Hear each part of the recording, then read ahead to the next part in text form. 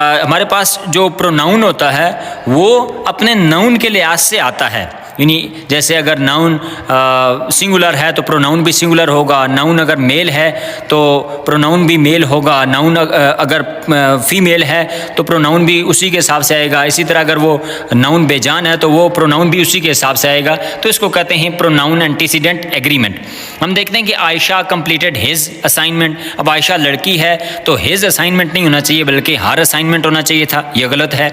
B वाली जज the boys finished their work, boys plural है तो देयर होमवर्क, ये बिल्कुल दुरुस्त है। अब हम तीसरा देखते हैं कि Hasan has a pet she takes care of it. Hasan के पास एक पेट है और वो उसका ख्याल रखती है। अब हसन मेल है, लड़का है, तो उसके मुकाबले में शी नहीं आना चाहिए था बल्कि ही आना चाहिए था, तो ये भी गलत है। अहमद रिसीव्ड हर पार्सल टुडे, अहमद ने अपना पार्सल आज रिसीव किया। अहमद चूंकि मेल है तो हर नहीं आना चाहिए था बल्कि हिज आना चाहिए था। तो हमारे पास नाउन प्रोनाउन एंटीसीडेंट एग्रीमेंट में ऑप्शन बी दुरुस्त है। दूसरा सवाल है the statement is accurate dash additional analysis is needed, कि बयान दुरुस्त है dash additional analysis is needed, फिर भी एक्स्ट्रा मालूमात एक्स्ट्रा एनालिसिस की ज़रूरत है। तो हमने अप्रोप्रिएट ट्रांजिशन वर्ड इस्तेमाल करना है। ट्रांजिशन वर्ड ऐसे वर्ड्स होते हैं कि जो पीछे वाला मफहूम आगे लेकर जाने में मदद देते हैं।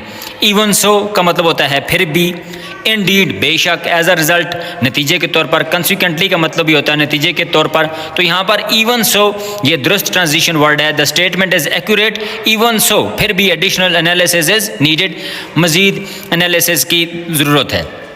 तीसरा है many camels live in the desert, बहुत से ऊंट सहरा में रहते हैं। Choose the correct meaning of homograph desert, desert जो होमोग्राफ इस्तेमाल हुआ है उसका हमने दुरुस्त मतलब बताना है। होमोग्राफ से मुराद ऐसे अल्फाज होते हैं कि जिनकी प्रोनाउंसिएशन, जिनके स्पेलिंग्स बिल्कुल एक जैसे होते हैं लेकिन उनके माना में फ़र्क होता है।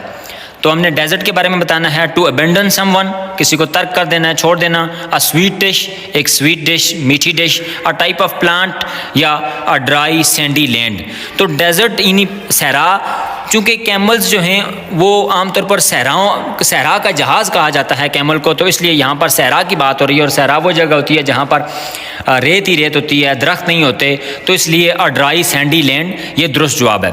याद रहे कि ये जो ऑप्शन बी है स्वीट डिश, ये भी डेजर्ट ही होता है लेकिन उसके स्पेलिंग्स में फ़र्क होता है।